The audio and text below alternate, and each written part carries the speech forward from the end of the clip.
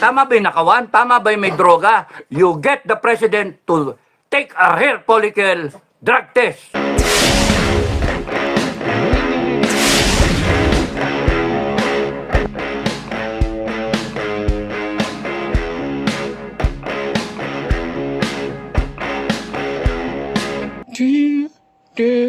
Hi-ho, hi-ho, hi-ho, impeach kayo. Hi-ho. Oh, ha, ha, ha. So, andito na naman tayo, manggugulo na naman tayo dito sa ating social media. No, so, matindi na, patindi na ang patindi ito, no? Dahil ang pag-usapan natin ngayon ay marami-rami. Medyo hindi maganda sa tenga ng administrasyon. Ang pag-usapan natin ngayon, dahil mainit nga itong issue dito sa impeachment laban kay BP Sara. Ito, babasahin natin itong post naman ng PTV, no? Ito yung patungkol doon sa ikalawang impeachment case na inihain naman nitong mga Makabayan Black. So, kilala naman natin itong Makabayan Black na CPP, NPA. Ito nga ngayon ang problema natin sa gobyernong ito ay ayan na sila sa Kongreso. So ito yung post ng PTV4. News update. Ang laki ng news update. Caps lock. Formal nang natanggap ng Kamara ang ikalawang impeachment complaint versus Vice President Sara Duterte ngayong Merkoles, December 4. O yun tinanggap na daw ang ikalawa. Pero tandaan nyo, ito si BP Sara ay binoto po ito ng maraming Pilipino. Mamaya may pag-usapan tayo dyan.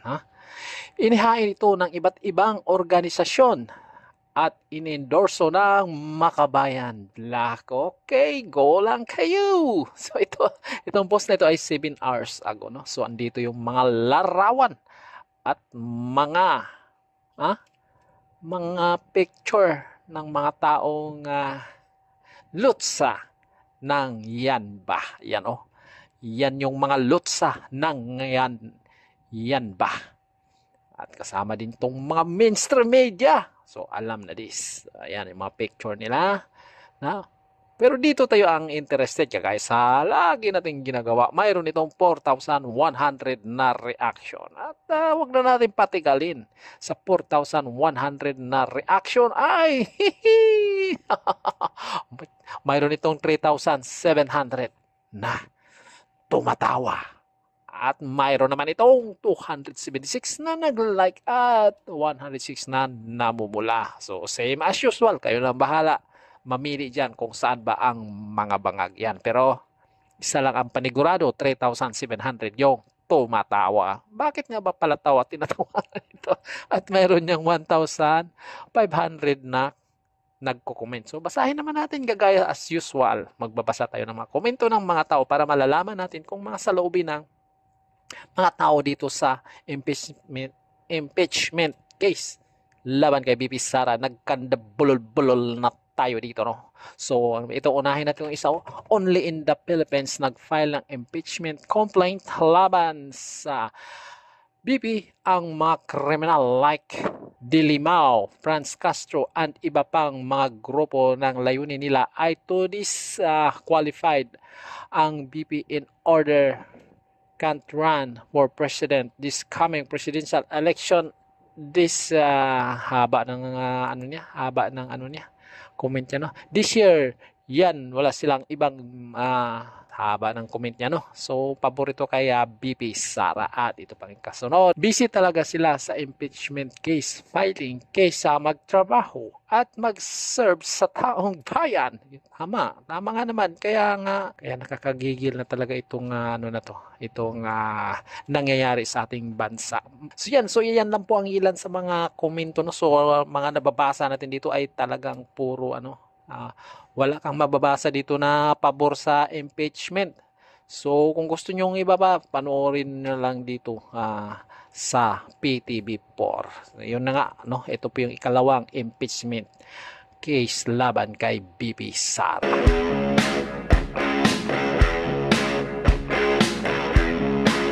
So yun. So susunod natin ito, no? Itong nakalagay dito is Speaker Martin Romualdez understand. So itong mga AAP general, no? Na nagpunta doon kay Martin Romualdez, anyari AAP.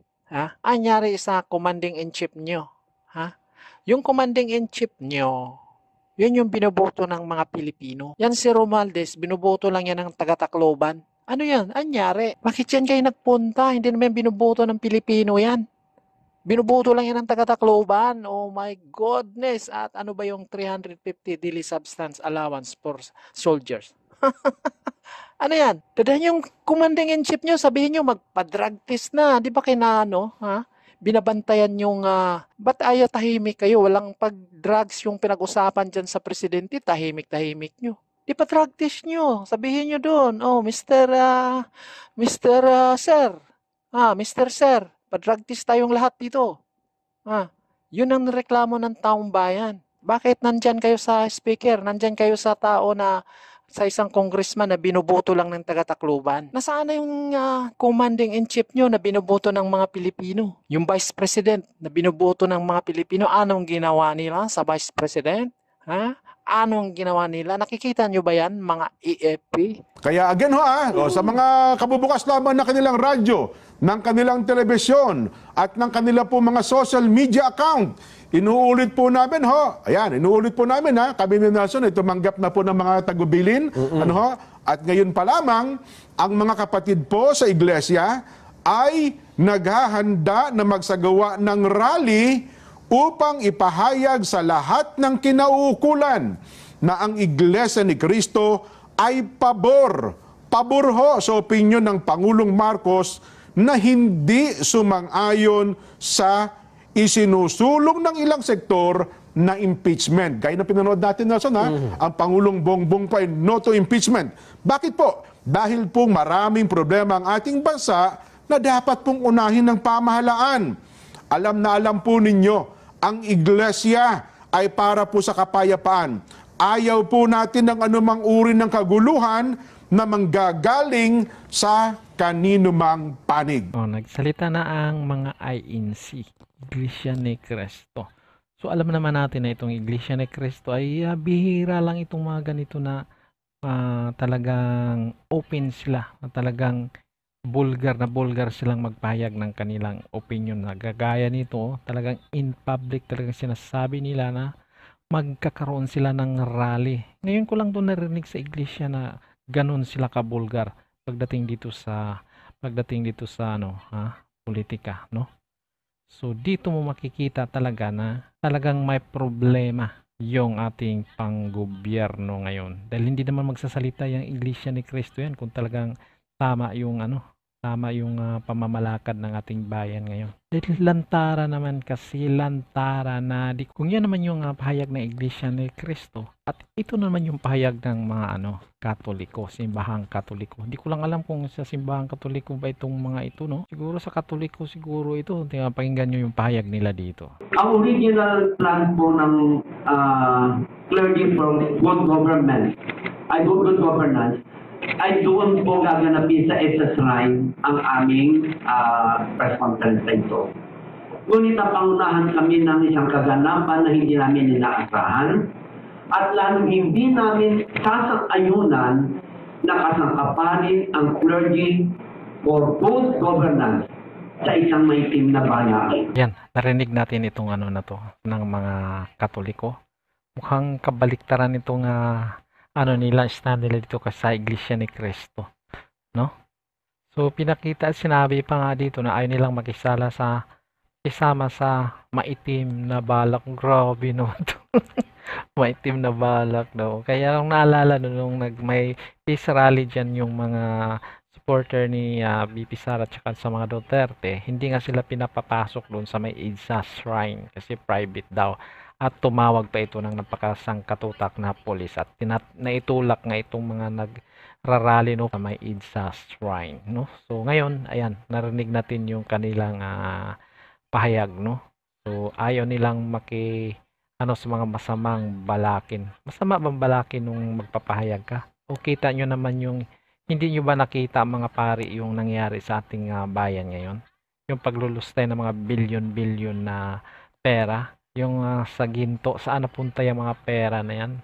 Yung sa Maharlika funds, saan napunta yan na sinasabi para sa infrastructure, yung kikitain nun?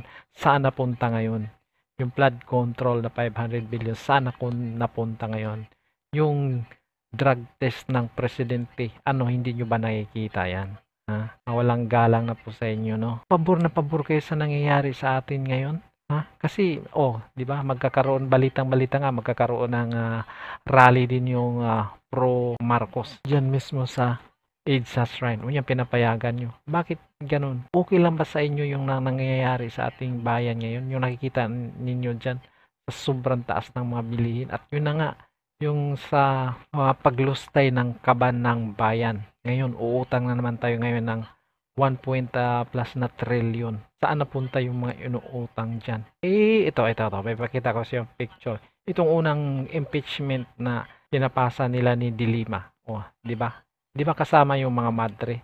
Yun bang mga madre, katoliko ba yun o hindi? Katoliko ba yung mga madre? Ayan, kasama nagsasubmit ng impeachment. Kaya magkaiba yung stand ng katoliko at saka ng Iglesia ni Cristo. Mas dito ako sa Iglesia ni Cristo kasi yun din ang nakikita ko sa gobyernong ito.